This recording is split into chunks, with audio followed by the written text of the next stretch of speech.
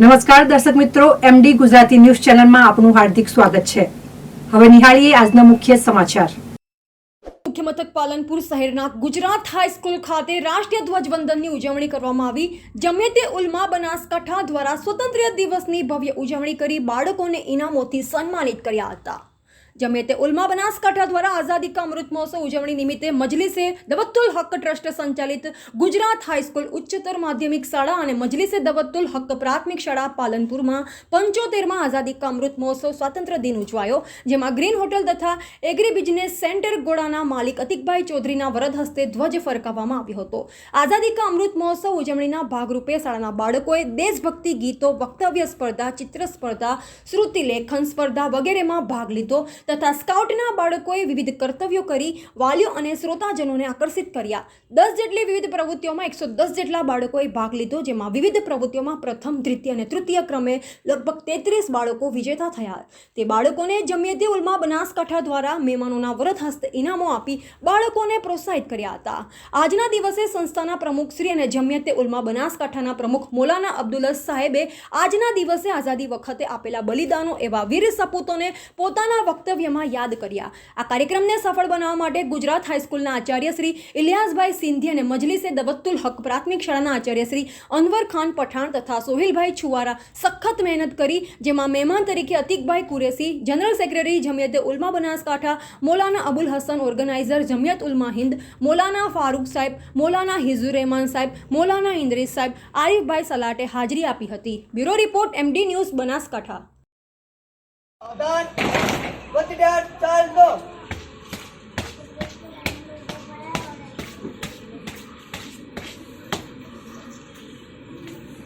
श्रीमान, हम आपको जज बनाने के लिए आमंत्रित करें।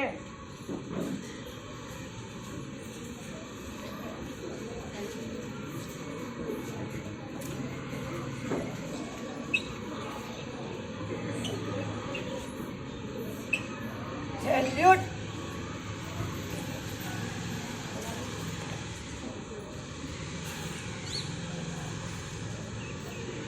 जैसे थे एक साथ दंडा गीत शुरू करेंगे। शुरू कर। मेरे विद्यार्थी भाई बहनों और टीचर हजरात, आए हुए मेहमानान और हमारे बच्चों के वाली हजरात,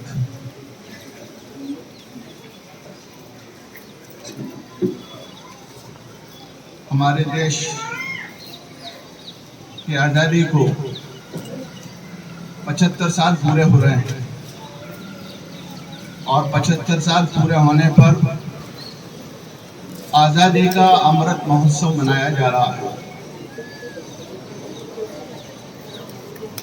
आप हजरात जानते हो कि देश की आज़ादी के लिए हमारे पूर्वजों ने, वडीलों ने और हमारे बुजुर्गों ने जो बलिदान और जो कुर्बानी दी है, वो सुनहरे हरूफ से तारीख में रकम है। और उस कुर्बानी के नतीजे में असल तो बात यह है कि हम हिंदुस्तान की आज़ादी को 1857 से शुरू करते हैं, लेकिन उसके भी 100-150 साल पहले देश की आज़ादी की कोशिशें शुरू हो चुकी थी। टीपू सुल्तान जब शहीद हो गए तो उस अंग्रेजों ने समझ लिया था कि अब देश हमारे हाथों में आ गया है और हम इस देश को गुलाम बना लेंगे। जब तक टीपू सुल्तान जिंदा रहे उस वक्त तक किसी की यह हिम्मत नहीं हुई कि इस देश पर वो शासन कर सके। टीपू सुल्तान तारीख की एक अनोखी ऐसी शख्सियत थे कि जिनकी जिंदगी में तो उनसे डरते रहे, लेकिन जब उनका लाश थी तो उनकी लाश से भी डर रहे कि कहीं ऐसा ना हो कि उस लाश में जिंदगी की कोई रमक बाकी हो और ये शेर फिर जिंदा हो जाए और हमारे मुकाबले के लिए आ जाए।